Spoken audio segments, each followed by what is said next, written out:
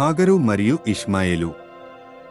అబ్రాహామునకు ఐగుప్తీయురాలైన హాగరు కనిన కుమారుడు పరిహసించుట సారా చూచి, ఈ దాసిని దీని కుమారుని వెళ్ళగొట్టుము, ఈ దాసి కుమారుడు నా కుమారుడైన ఇస్సాకుతో వారసుడై యుండడని అబ్రాహాముతో అనెను. అతని కుమారుని బట్టి ఆ మాట అబ్రాహామునకు మిక్కిలి దుఃఖము కలుగజేసెను. అయితే దేవుడు, ఈ చిన్నవాని బట్టియు నీ దాసిని బట్టియు నీవు దుఃఖపడవద్దు సారా, నీతో చెప్పు ప్రతి విషయములో ఆమె మాట వినుము.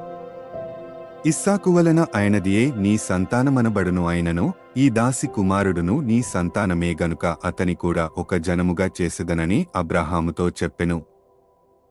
కాబట్టి తెల్లవారినప్పుడు అబ్రాహాము లేచి ఆహారమును నీళ్ల తిత్తిని తీసుకొని ఆ పిల్లవానితో కూడా హాగరునకు అప్పగించి ఆమె భుజం మీద వాటిని పెట్టి ఆమెను పంపివేసెను. ఆమె వెళ్లి బెయేర్షెబా అరణ్యములో ఇటు అటు తిరుగుచుండెను. ఆ తిత్తిలోని నీళ్లు అయిపోయిన తరువాత ఆమె ఒక పొద క్రింద ఆ చిన్నవాని పడవేసి, ఈ పిల్లవాని చావు నేను చూడలేనని అనుకొని వింటివేత దూరము వెళ్లి అతనికెదురుగా కూర్చుండెను. ఆమె ఎదురుగా కూర్చుండి ఎలుగెత్తి ఏడ్చెను.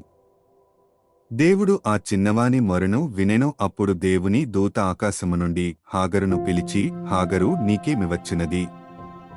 భయపడకుము, ఆ చిన్నవాడున్న చోట దేవుడు వాని స్వరము వినియున్నాడు. నీవు లేచి ఆ చిన్నవాని లేవనెత్తి నీ చేత పట్టుకొనుము, వానిని గొప్ప జనముగా చేసెదనని ఆమెతో అనెను. మరియు దేవుడు ఆమె కన్నులు తెరచినందున ఆమె నీళ్ల ఊట చూచి వెళ్లి ఆ తిత్తిని నీళ్లతో నింపి చిన్నవానికి త్రాగనిచ్చెను. దేవుడు ఆ చిన్నవానికి తోడైయుండెను. అతడు పెరిగి పెద్దవాడై ఆ అరణ్యములో కాపురముండి విలుకాడాయెను.